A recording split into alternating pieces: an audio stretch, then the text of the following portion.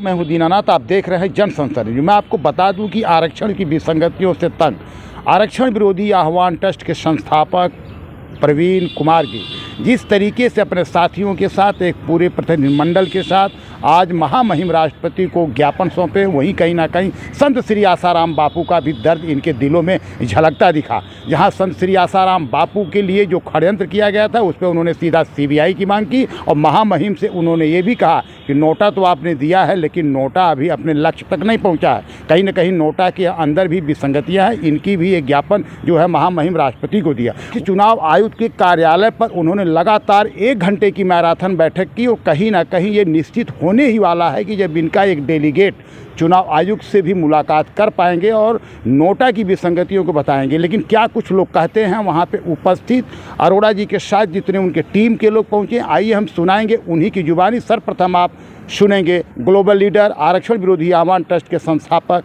बड़े भाई प्रवीण अरोड़ा जी। 2024 आज हम पहले राष्ट्रपति भवन गए और अभी इस समय हम मुख्य चुनाव आयोग अशोका रोड नई दिल्ली पर उपस्थित हैं। हमने भारत के महामहिम आदरणीय राष्ट्रपति जी और मुख्य चुनाव आयुक्त राजीव कुमार जी को ज्ञापन सौंपा है कि जो नोटा व्यवस्था है, एक सिंबल है, उसमें त्रुटि है, उसमें सुधार की आवश्यकता है। किसी भी पथ पर हम चलते हैं उसका एक अंतिम लक्ष्य होता है। हमारे समक्ष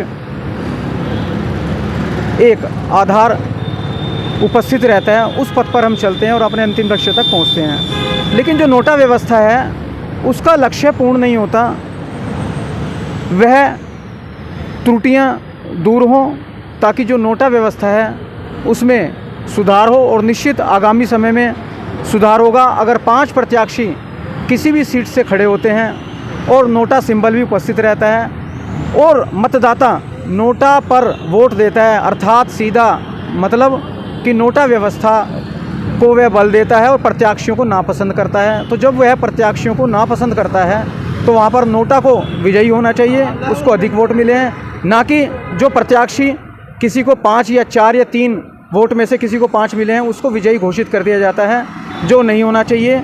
इसमें सुधार होना चाहिए और उस सीट पर दोबारा इलेक्शन होने चाहिए और दोबारा नए कैंडिडेट हर राजनीतिक पार्टी को खड़े करने चाहिए। तो निर्वाचन आयोग की यह जिम्मेदारी भी बनती है जिसको हमने उनके समक्ष रखा है और हम ऐसी आशावादी सोच रखते हैं कि यह बदलाव आरक्षण विरोधी आह्वान ट्रस्ट जो जन आंदोलन चल रहा है पूर्व से, भारत राष्ट्र में जातिगत आरक्षण ना हो, आर्थिक आधार पर आरक्षण हो और नोटा को भी जो मत देते हैं वो भी एक हमारा भाई है। जहाँ पर हमारे प्रत्याशी नहीं खड़े होते राष्ट्र के अंदर, वहाँ पर हम नोटा को बल देते हैं और पूर्व से हम इसका प्रतिनिधित्व करते आए हैं और आज निरंतरता बनाए रखते हुए आज मैं अपने एक प्रतिनिधिमंडल के साथ 10 सालों के लिए की गई है, जिससे जो भी वर्गीय भेदभाव है कुछ कम हो सके।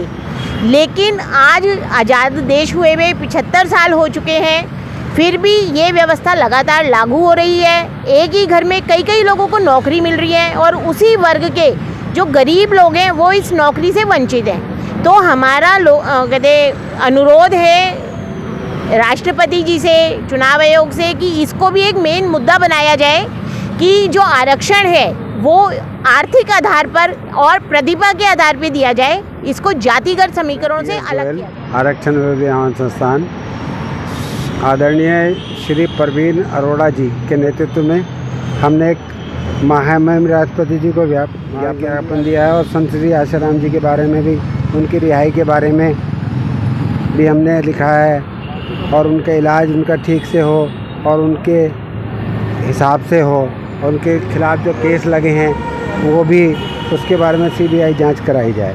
भाई यही मांग हमारी है। नोटा के बारे में भी लिखा है कि नोटा के ऊपर भी ठीक से कार्रवाई हो। निर्वाचन आयोग के कार्यालय पर अशोका रोड दिल्ली आए हैं। आदरणीय श्री प्रवीण भाई अरोड़ा जी आरक्षण विरोधी आह्वान ट्रस्ट संस्थापक एवं अध्यक्ष जी के नेतृत्व में हमने नोटा के लिए यहाँ पर एक ज्ञापन दिया है। नोटा व्यवस्था जो दी गई है वो नोटा व्यवस्था में जो प्रत्याशी खड़े होते हैं और मतदाताओं को जो प्रत्याशी पसंद नहीं होते हैं तो नोटा को मत देते हैं।